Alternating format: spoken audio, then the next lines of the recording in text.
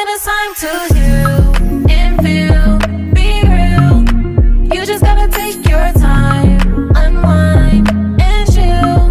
Cause now it's time to love yourself. Build emotional and mental health. Cause black woman, it's time to heal and feel, be real. Hey y'all, welcome back to another episode of Black Women Healing Podcast. It is your co-host Donika. I'm Myra. And today we have a special guest. But before we get into it, follow, subscribe, like and comment. And comment. On all the platforms. All the platforms. We appreciate y'all. Let's keep it going. I'm going to go ahead and let Myra introduce our special guest. Yeah, so here we have Jasmine. Jasmine's educational, professional, and entrepreneurial background illustrates her strong capability to discuss the impact of the built environment on public health.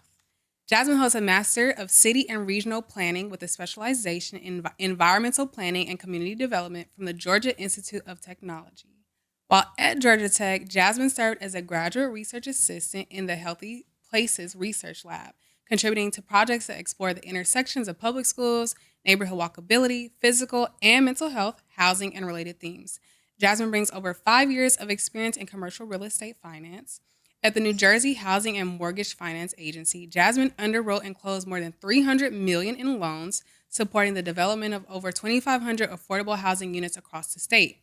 After relocating to Los Angeles, Jasmine joined PGIM Real Estate, where she has focused on analyzing and underwriting government-sponsored enterprise loans for both market rate and affordable housing properties nationwide. She's now gone on to a new role, which she will tell us about shortly. In addition, she hosts a 4 Degrees to the Streets podcast, a monthly show that demystifies urban planning for city dwellers. Unlike traditional planning media aimed at professionals, the podcast empowers everyday listeners by translating complex topics into actionable insights. Under Jasmine's stewardship, the show has earned recognitions highlighted in Planning Magazine, featuring panels with Smart Growth America's Equity Summit, and participating in an APA Women in Planning Division Forum. Topics span planning for children and seniors, health impacts, CBD recovery post-COVID, budgeting processes, women-centric design, and more. Damn, you do a lot, girl. I'm like, I need some water. It's a lot to listen to also. It is. And tell us a little bit about your new role. So I recently transitioned from working in commercial real estate finance to real estate development. Got it. Finally, I've been lending on affordable housing for the last 5 years, and I decided I wanted to get my hands dirty and be on the development side. So now I'm Associate Director of Development at a nonprofit affordable housing developer, Bridge Housing Corporation. And so I run our development and acquisition of affordable housing in Southern California. Beautiful. It's only been like 60 days, so I'm excited. Yes, congrats. Thank you. So before we jump into all the nitty-gritty, let's have some fun here. And I'm going to toss it back over to Donika. Give us something to talk about.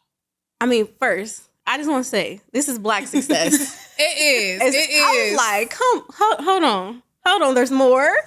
Like, Black success. Like, I'm super happy that we have you. Yes. I'm glad to be here. Yes, yeah, no, this is going to be beautiful and such an important topic. But before we get into the topic and thinking of a random discussion and thinking of urban planning and just like in general, what is you all's favorite city in the United States to visit? To visit? Yes. To visit. Yeah, not to live. To live. To visit? Okay, so I just recently went to Oregon, as you know, and I never thought I would love it so much. I went to Eugene, Oregon, and also Portland.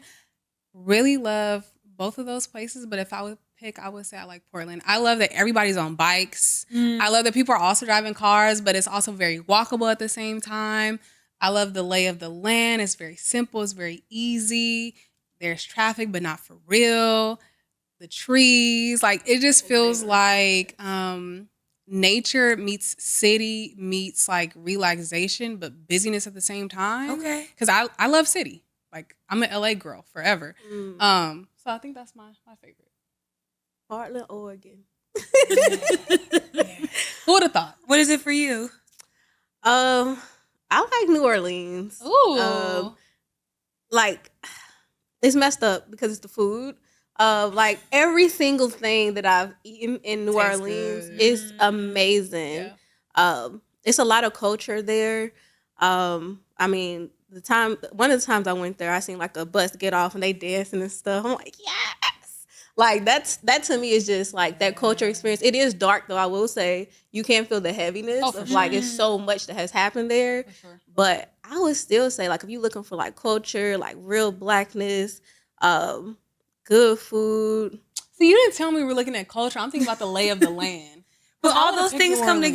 together. So now what's your culture pick city? It would have to be New Orleans because I go there just to eat and visit my family. My family has developed so much there. Like they've That's taken dope. like a gas station and made it into like for real? a club. Like just the random things that they've done. But I didn't pick it because of the streets. My family makes me drive when we go there, and the streets are tore up. It's hard to drive. You get lost real easily.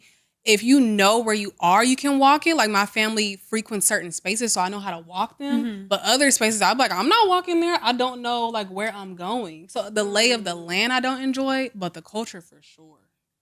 Hey, baby. Like, what? Yes. I see. Yeah, no, now I'm thinking it's gonna sound mess. I don't like the lay of the land nowhere in the United States. I'm like, I go to countries immediately. I love how other countries, especially like the islands, how they don't have lights and it's all of these little roundabout things. I love that.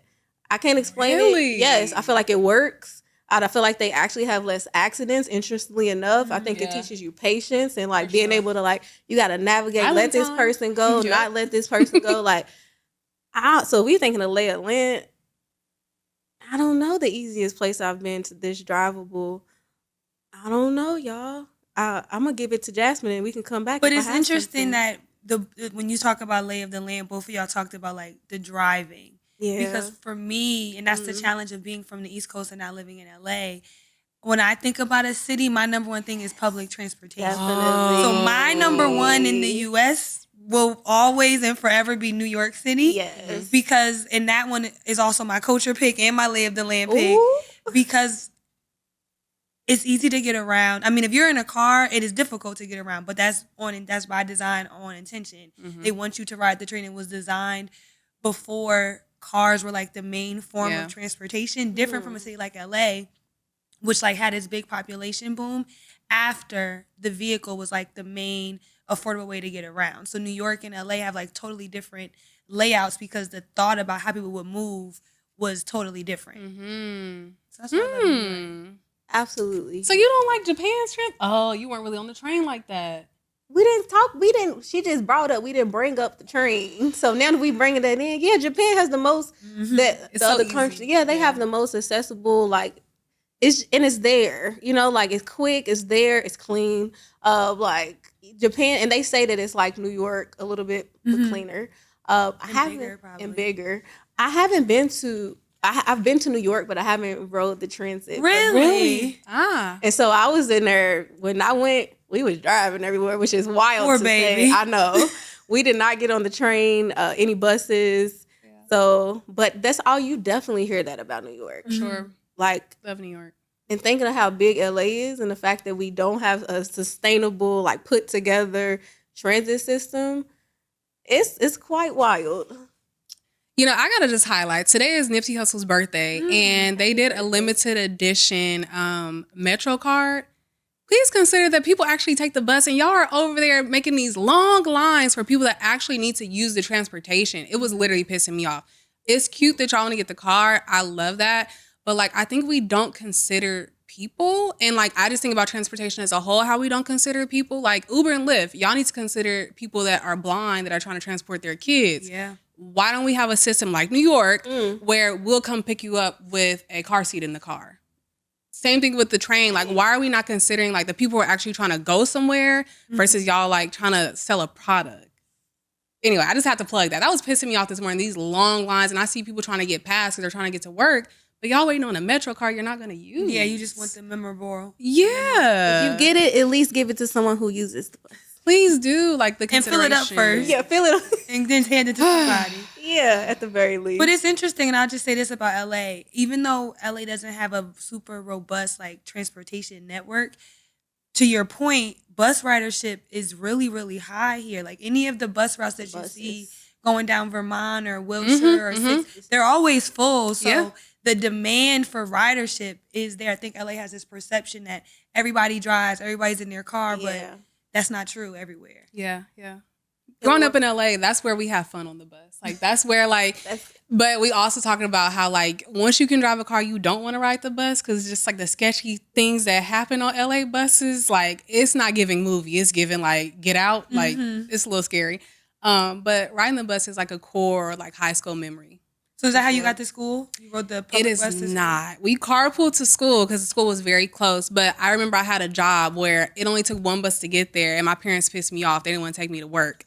And so I was like, I'll take the bus. And they were like, you've never taken a bus. You don't know how to get there. Because usually when I ride the bus, it'd be like with friends if we're going to like the Grove. The Grove was like the place everybody went growing up.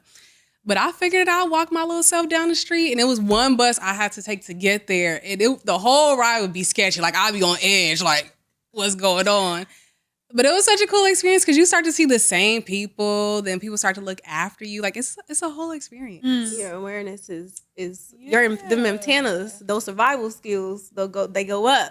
Yeah. And in Kentucky, we don't have trains, so all we have is buses. So buses are huge where I'm from, and I was riding. And also in thinking of schools, a lot of folks out here, y'all go to schools many times near y'all. Like meaning y'all can sometimes y'all be walking to school. Where I'm from, it's rare. I think now they have it where they try to make you go to a school that's in your neighborhood, but you could have to take like 2 buses to get to your school. They call them like compound buses. But that's interesting you say that because I've never heard. Most of the people I grew up with, they were bused into schools. Like I was a rare. I feel like I never see you talking about a school bus. No, not a school bus, a public transportation bus. Okay, like okay. where, like my dad lives, for example, the Crenshaw district. Usually you go to Crenshaw High School. No, him and all his friends got bused at Palisades. Is it different then now? Because I mean, we work with schools. I feel like a lot of times they walk into Most of the kids that school. go to Palisades are still from the Crenshaw district. Okay. Yeah, so I think that it's different being that you're not from here because most of my friends were bused into my schools because their parents thought that was a better school. Yeah. So what about like Washington Prep High School, John Adams Middle School, like these schools, like a lot of these Those kids, schools are a little bit different. Those kids live in the neighborhood. That's what I'm saying. But I'm saying the majority of schools, kids are getting bussed out because their parents feel like, why would my kid go to the school in this neighborhood? And that's why in Inglewood, for example, we're seeing a closure of so many schools because the parents feel like, I'm not sending my kid to that school. But my mom was like, because I went to private school up until 4th grade. My mom was like, I literally cannot afford this anymore. We're going to have to figure something out. Like, does your school have like a gifted program or something like that? And that's why I ended up going to my local school. But most of my friends, their parents thought that was a better school. So they were getting bussed in, like from the other side of Inglewood or from like another city. You look surprised by that. Because that's not my experience. I feel like the mixture of it. But you're going to see it now that you work at Palisades. Right, that's one of the. So I supervise different therapists at schools, but I don't know because now you're saying buses, and this is another like you're talking about like a citywide bus, not a school bus, because I don't see school buses out here. School buses are very rare in LA. School buses yes, and I think that's why it's kind of I'm like you mainly see a school bus for like a SPED student. Which is wild because... But that is how it is in most cities, like in New York also. Like I'm from the suburbs in New Jersey, so I rode a yellow school bus to my school in my district. But to your point, and I think that's because the LA school district is a unified school district, like across the county. Yep. So you can live in Inglewood and go to school in Palisades or in Malibu or something like that, as long as you stay in your same county. And that in itself... And I'm glad we're having this on this podcast because I feel like schools and planning is an area that doesn't get talked about enough. But that to me is urban planning issue. When you're living in a neighborhood and you have a school that's walking distance or a couple blocks away, and instead you get up earlier in the morning and you wait at the bus and you go, like we're talking about Inglewood to Palisades, it's far. It's not close at all. And sometimes people are like in the 6th, 7th, and 8th grade. Young kids having to do that. You start at Palms and then Palisades, and Palms is near that school. Yep. Oh my goodness, having to get up earlier, all those things like that's just so that you can go to a school that's in a quote unquote better district because it has more funding. But it's like, why is the school in my neighborhood not funded well enough that I can just go right across the street? Yeah, but I also think it's lack of education too. Because oftentimes people will look at the schools in their neighborhood, and because generationally they've been told that it's not a good school. Yeah. So I've had friends that have gone to Crenshaw, and I've learned all these things about Crenshaw High School, and I've been like, wait, it's safe to go there? Wait, y'all learning there? Right? Because I have this skewed mentality of how school is supposed to be. Same thing with Inglewood High School. I'm not going to that school. Y'all learn there? Like, I didn't know people were actually learning at these schools, but that's because generationally, I was told what was going on in this school, and so are my friends, and so we were very selective about where we went to school. But speaking about the bus, again, just like not knowing, no awareness. My mom is from Compton. She didn't know a whole lot about Inglewood. She thought it was like the safest city ever. Keep in mind, people getting killed in front of my apartment building, whatever. Yeah, definitely during your time. I learned that we had a school buses in the 11th grade, and the school bus went from school to school in Inglewood, and whatever school was closest to you, would get off there and walk home. And why did I learn that in 11th grade? My mom was like, "You're lying. There's no school bus. I have never seen the school bus." She didn't know. One of my friends put me on and was like, because my mom would work late sometimes, and she would just not be able to pick me up. And where my school was compared to my home, it was so hilly. Like it was painful to walk home. And so one of my friends was like, "You can just take the bus and walk from there." And I was like, "You're lying. There's no bus." And they were like, "It comes at 3:21, like some weird time." No, it don't. It was a bus full of all my friends. I'm like, y'all are riding a bus and nobody And y'all told had me out here. That's funny. 11th grade, I found out. And they're like, "This bus has been running." What? That's so wild. Yeah. I mean, we done went in it, but I think this is beautiful and already starting to talk about even like geographically where we are and how different our experiences are. Yeah. I mean, we Black success, y'all. We made it, but we struggled again. For sure. Well, actually, yours sounds like the smoothest. Like you, Was not. like you getting around sound the smoothest, but we made it, y'all. Well, let's usher in and learn about what does urban planning actually mean. Mm-hmm. That's one of my favorite questions, right? So I tell people I'm a planner, and they're like, "Oh, event planning?" And I'm like, "No, baby, I don't know where none of that stuff goes." But urban planning, city design, it's the practice or the industry of how public space, private space are all laid out in a geographic area. So cities have a planning department, right? That's the department that you go to submit a permit if you want to build a house or do an addition. They're also a department that if someone wants to come do a hotel or build an apartment building or build SoFi Stadium, they have to go get all of these approvals because there's a plan, a neighborhood plan, a citywide plan that says, on this street, we want it to be mostly commercial buildings. And on that street, we want it to be mostly residential areas. And so when you want to do something on any particular land, how does your proposal coincide with or conflict with the already existing landscape in that area? And so I think city planning is cool because it's the organization of streets, of roads, of highways, of parks, of apartments, of single family homes, of trains, of schools, of waste treatment facilities, of ports. It's the organization of all these physical and natural things. Like, do we want to preserve this land to be a forest area? Do we want to preserve it to be an oil area? Like, how do we want to preserve certain natural resources? All of that is under the scope of city planning. Okay, that was a good breakdown. Okay. Thank you so much for that. I feel like you do not hear folks talking about this a lot at all, which is wild because it's literally our life and how we live every day. When you see a new building, you just brought up SoFi Stadium and all these. I live in Inglewood, so it's happening everywhere. Yeah. So it means that these proposals have had to be put into place, and people's probably have been denied based off of if it's not meant for this new structure they're trying to do. So important. Thank you so much for breaking it down in a very relatable way too. Yep. So and get to know you a little bit more. Can you share with us how you go about picking where you live? Yeah, no, I think it's a good question. So I'm from New Jersey. I grew up in Jersey. I moved for grad school to Atlanta. So that was different, right? Growing up in the East Coast, it's very New Jersey is the most densely populated state, meaning that there are the most people per square mile in New Jersey than any other I didn't state. know that. We're a really small state, but we have a lot of people. So not that we all live super close to each other, but there's the most people per square mile. So then I'm moving to Atlanta, which is Tree City. It's still a big city, but it's sprawling. I mean, Atlanta's metropolitan area is so big compared to other cities. Then I moved to DC for a little bit, which I love. I love DC a lot. And then LA. And so I chose to move to LA.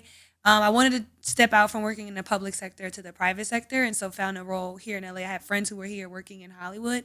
But in choosing where I wanted to live in LA, Honestly, I tried to pick a place that was walkable. To me, that's like my top priority. When I'm picking a place where I want to live, or if I'm going on vacation, I have to stay somewhere for a few days.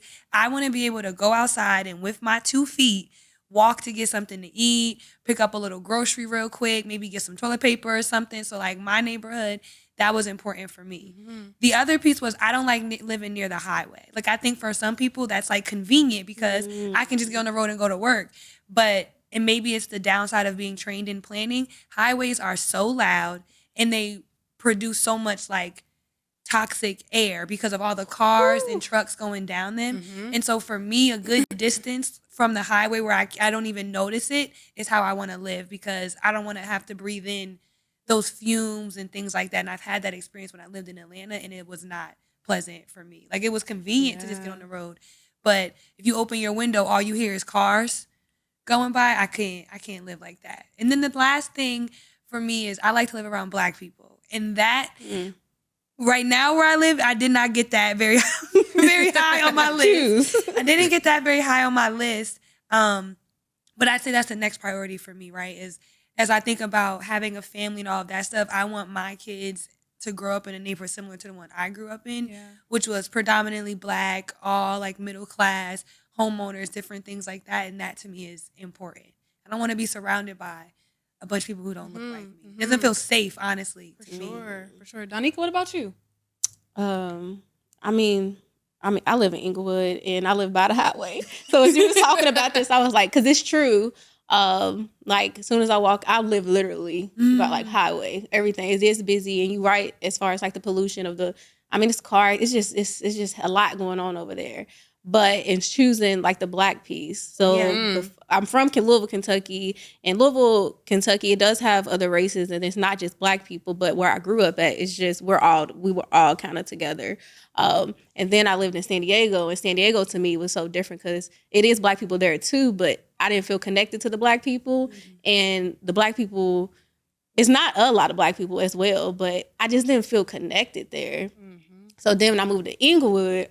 And I've been here the whole time. Like, I literally moved from another place. Like, Inglewood is my place. And a lot of stuff is walkable. Yeah. Like, if I want a smoothie, a Black-owned smoothie, a place where they're selling that, or, yoga studios. There's so much, it's so much Blackness. If I can, like you said, walking down the street and seeing somebody who looks like me, or going to the store. When I was in San Diego, I would go to, like, a Sprouts or Whole Foods and wouldn't see anybody the whole time who looks like me. And it'd be like, they looking at me crazy. I'm looking at them crazy. It's just, so for me, in thinking of California, I'm going to say Inglewood. Like that's where it just makes the most sense. What about you? I think mine has always been like based off of where I am in life. Like San Diego was cool for me because I love the beach. It feels like just like my place. So it's 15 minutes to get to the beach. It's not a whole ordeal. Growing up in LA, the beach felt like a whole trip. Like, and the beach in LA and the beach in San Diego are not the same beach. Not the same. Yeah. So that's why I enjoyed San Diego. But once I had my daughter, I was like, I don't even feel that safe. Like now that I'm thinking about it, why I gotta watch my back everywhere I go? And so that's why I had to come back to LA.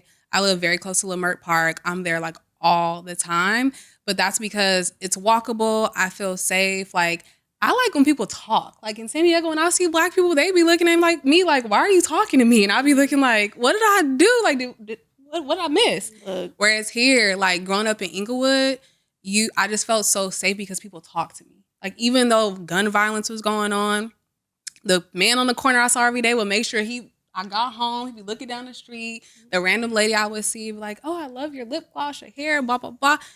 That's why I had to come back home. Like, I need my daughter to be raised in that, like, you're a queen and people gonna treat you like it. But I feel like I've only experienced that in Leimert Park, View Park, Inglewood areas, not in San Diego. So for me, it's the safety piece. Yeah. That's super important. I envy that, both of you guys, because, and honestly, I think it's probably a benefit for neighborhoods like View Park and Baldwin Hills and Leimert Park to not have a lot of big institutional apartment owners, because I think it keeps the price down and it slows, right? We know gentrification is happening, but I think it slows down gentrification when the buildings are owned by small property management firms or individual people.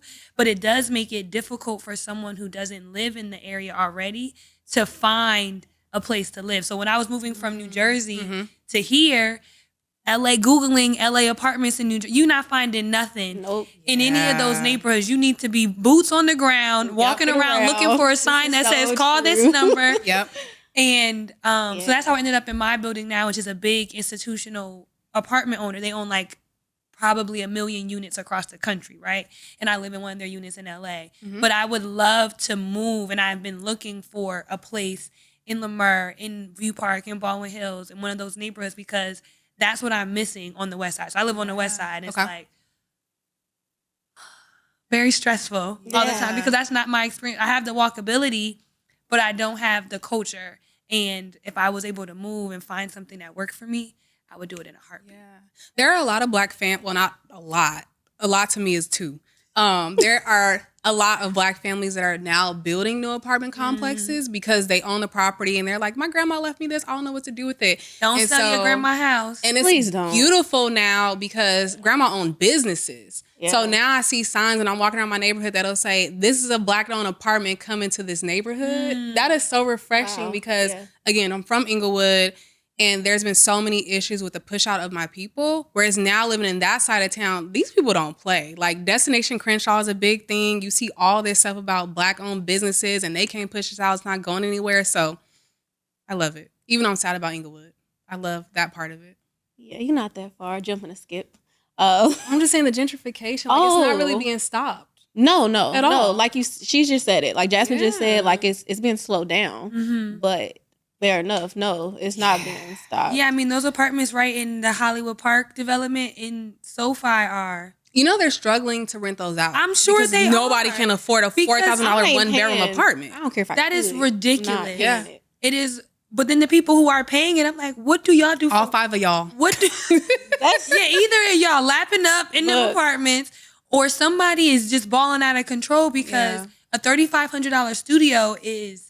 bananas, literally bananas. And I just want to talk about gentrification really quick. I know that's not the purpose of this broader conversation, but it's a planning issue. Yeah.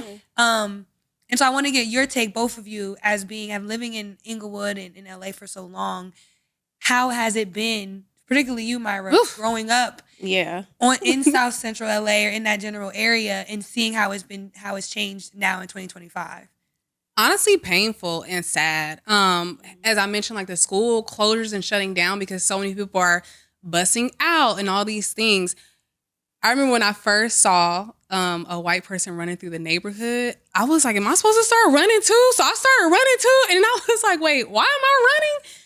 What are they running from? And my mom was like, Myra, that's a sign that gentrification is happening. I was like, gentrification? Who is that? My mama knowing something. But my mom, again, is from Compton. And so in my head, she don't know nothing about Inglewood because she doesn't have like real roots there. And so I remember her saying that. And keep in mind at this time, I'm turning 18. I'm moving away to college. But I'm still coming home. And I'm steadily seeing people I grew up with being like, oh, we're having to move to Lancaster and Palmdale. And I'm like, we don't live in those places. Why are you moving there? Meaning we, like LA people. Yeah. Because it's very different lay of the land. And so just seeing my friends and family like move there. My family now has like a block where they all live because they got pushed out of LA, Inglewood. It's difficult. It's hard, especially when it's like, what is here for us? And I have my frustrations with the mayor. I won't go into that. I feel like we're all kind of collectively upset. But my question is steadily, what do I do? What am I going to do? And one thing I noticed with Inglewood, I remember when they tore down our YMCA, they took away all these programs for the youth. And that's why I started Film Scholar, to go in and help these girls. I kind of had to make a vow to myself to steadily be involved in the community because I'm steadily seeing changes happen and nothing in regards to the youth is being touched. And so now I'm thankful that a lot of people I went to high school with are council people in Inglewood. And so partnering with them, working with them to try to do the best that we can. But in all honesty, it's painful because it's like, where are my people going? Like, where are we supposed to go when this was a place that white flight happened?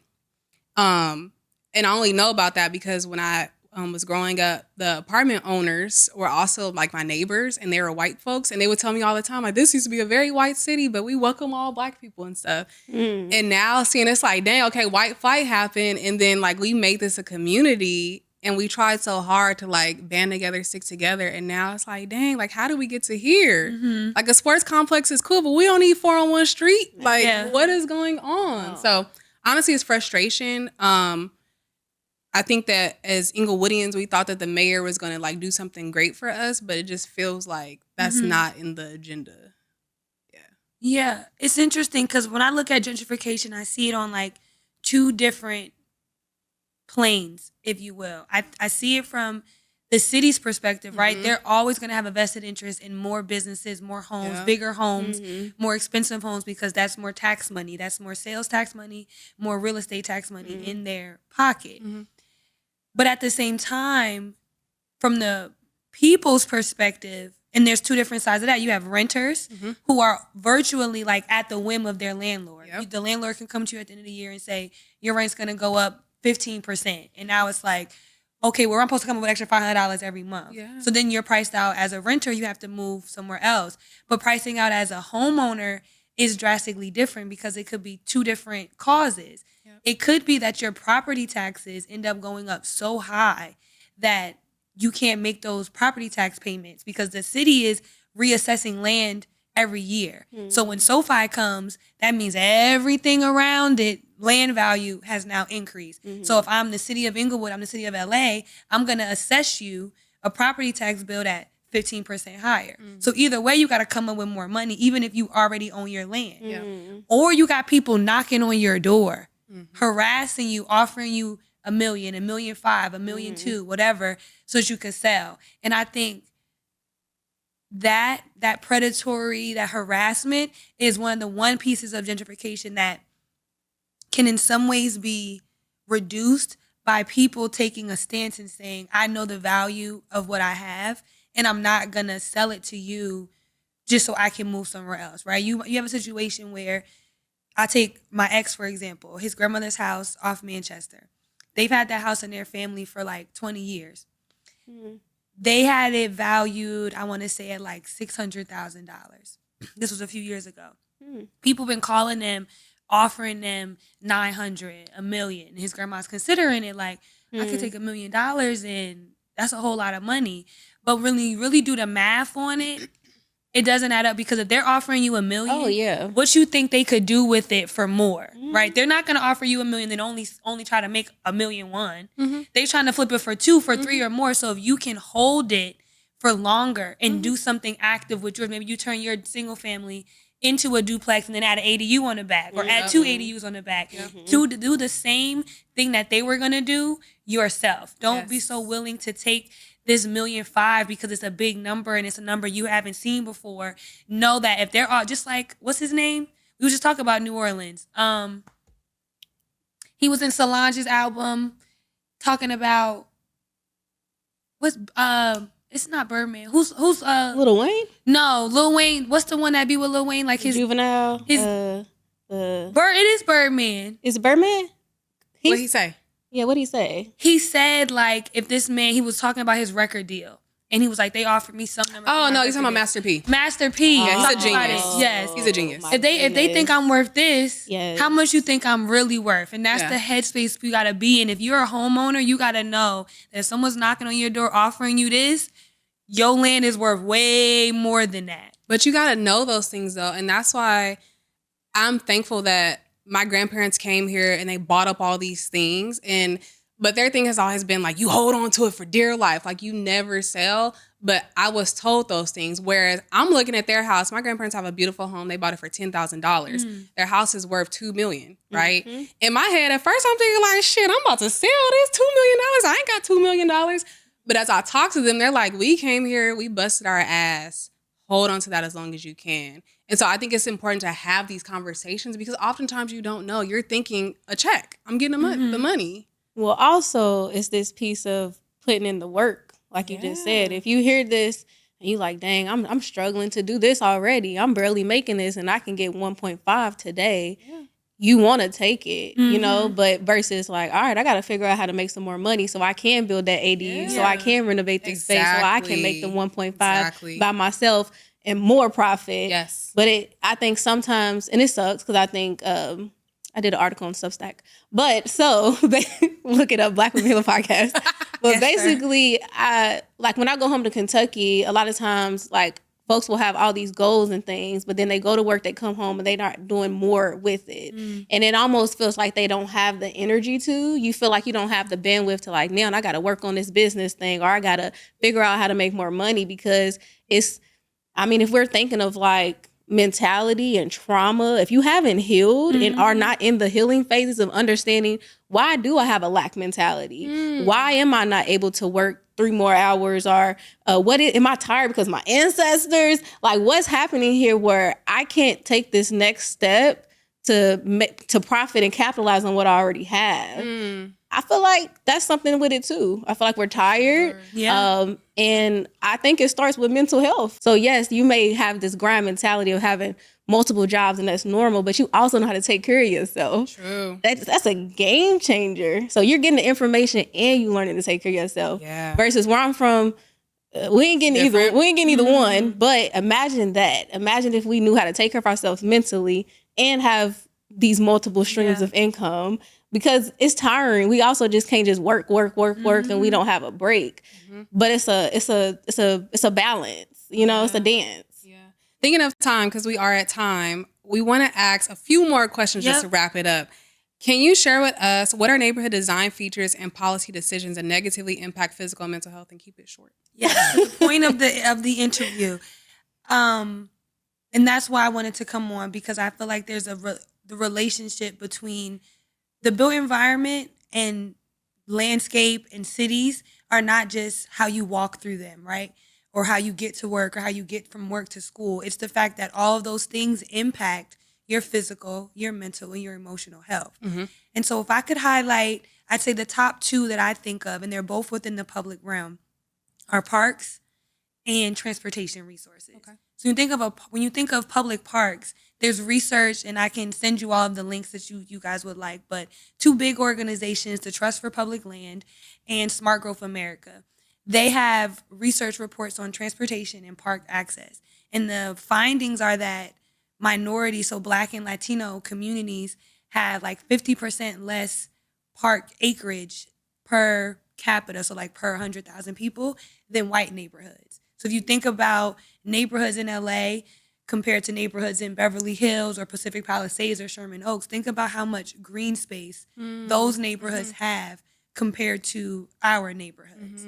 The second piece that really impacts, so that's access to those green spaces, air quality. Yeah. It's also your water quality, but it's also the mental. You guys know that about being outdoors and what that does for your mental headspace and your ability to think and process and relieve stress and anxiety. All those pieces are lacking when you live in an area that is predominantly concrete or predominantly paved. Then you have the transportation resources. And so that could get into a whole host of things, but it could also be, you think about where highways are located, right? The National Highway Act was designed to demolish Black neighborhoods and build in place of them highways. And so if you take any highway, you take the 10, for example, how it was designed and cut through neighborhoods. That was a wealthy Black neighborhood at one point. Yep. It cut right through the middle of it, got rid of the people. We're going to take your land. That's called eminent domain, vocabulary word. Yes. Take your land, give you pennies on the dollar for it because we deem this area to be blighted. Or blighted basically means like there's something's wrong with it. We've decided that this neighborhood is blighted. And because of that, we can offer you less money for your land, take it from you, and then build an 8-lane highway on top of it. And nobody will ever know that this neighborhood even existed. Wow. You take the Cross Bronx Expressway, you take I-95. These are all East Coast highways. 285 in Atlanta. These are all examples of highways, federal interstate highways that were built in intentionally selected locations to demolish Black neighborhoods. So then what do you have on the outside? You end up with all these highway overpasses that create dark zones, areas for crime and homelessness activity to fester.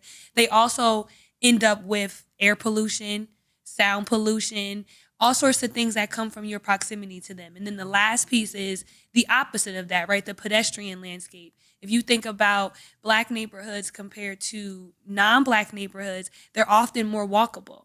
And we just highlighted some really great examples of Leimert and Baldwin Hills and View Park, but that's not the overall landscape. Right. Yeah. Most minority neighborhoods are lacking the sidewalks. They're lacking the bike lanes. They're lacking the pedestrian infrastructure. So Smart Growth America produces a report, and they found that per 100,000 people, right, so pedestrians, that Blacks and Native Americans and Latinos are about 20 to 30% more likely to be injured in a pedestrian to car accident than a white person based on street design.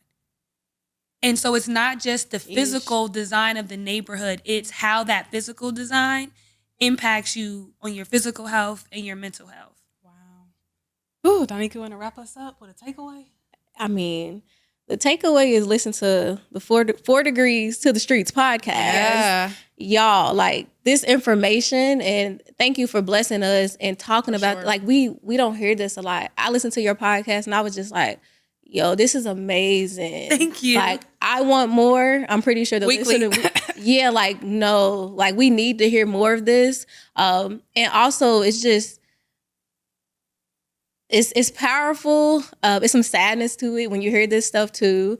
But we need to hear this so we can actually make changes. I So second that. my takeaway is listen to 4 Degree Streets podcast. Continue to listen to us too. Same. But yeah, I would say that's the takeaway.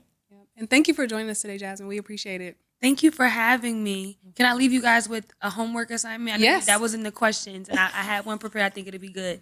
So I'll challenge everyone to Google your regional plan association and then find their master plan.